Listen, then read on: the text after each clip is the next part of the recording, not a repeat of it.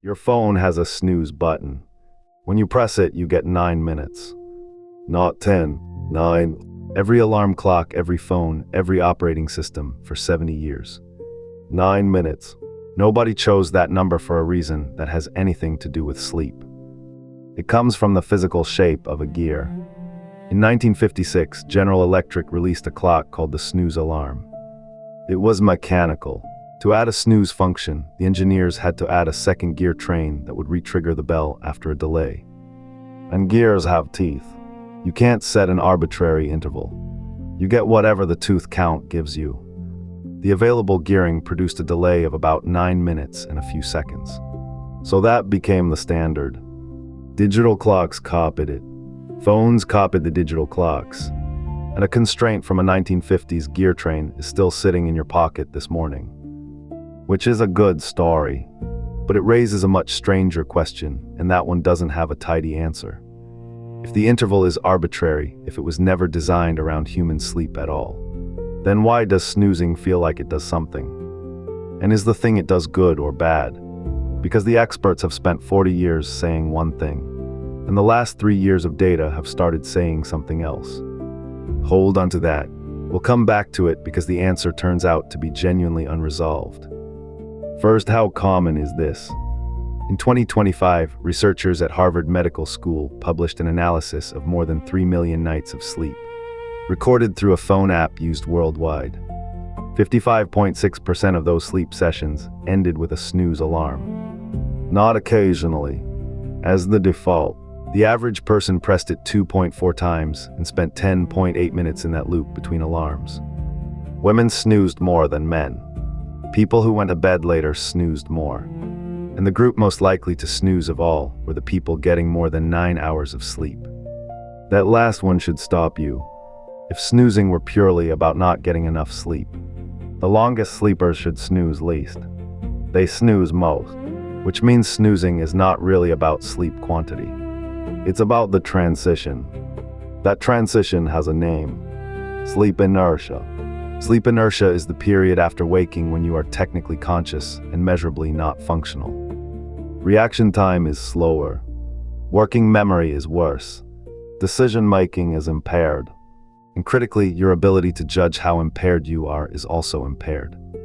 This is not the same thing as being tired.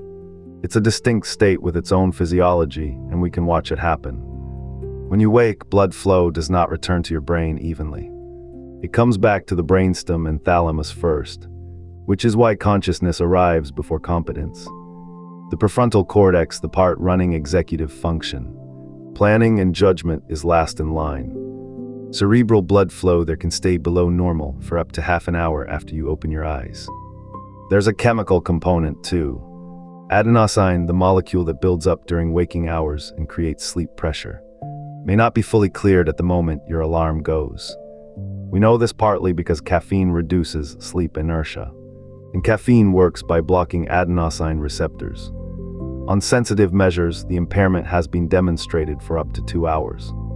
So sleep inertia is real, it's physiological, and it's worse when you're pulled out of deep sleep. That last part is where the standard advice comes from. The reasoning went like this: sleep runs in cycles. The deepest stage is slow-wave sleep.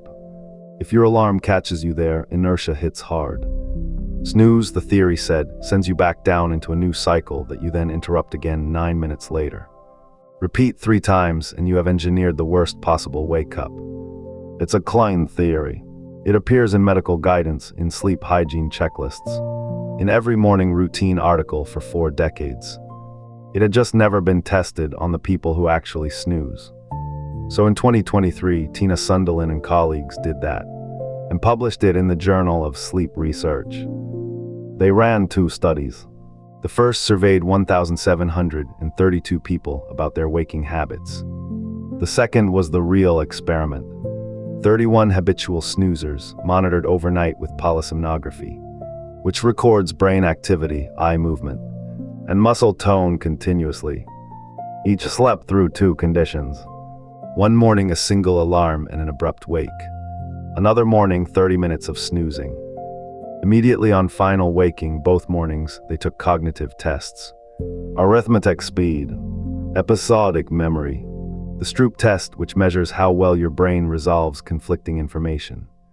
If the standard advice was right, the snooze mornings should have been measurably worse. They were not. 30 minutes of snoozing either improved performance or left it unchanged. On every measure, the clearest gains were arithmetic speed, episodic memory, and conflict cost on the Stroop. The snoozers were sharper. The researchers also checked cortisol, the hormone spike that accompanies waking. No meaningful difference. Mood, no difference. Overnight sleep architecture, undisrupted. And the total sleep lost across 30 minutes of snoozing was about 6 minutes. 6 minutes for a habit treated as a character defect for 2 generations. The proposed mechanism is the interesting part, and it inverts the original theory. By the time your first alarm goes off, you have already had almost all of your slow-wave sleep.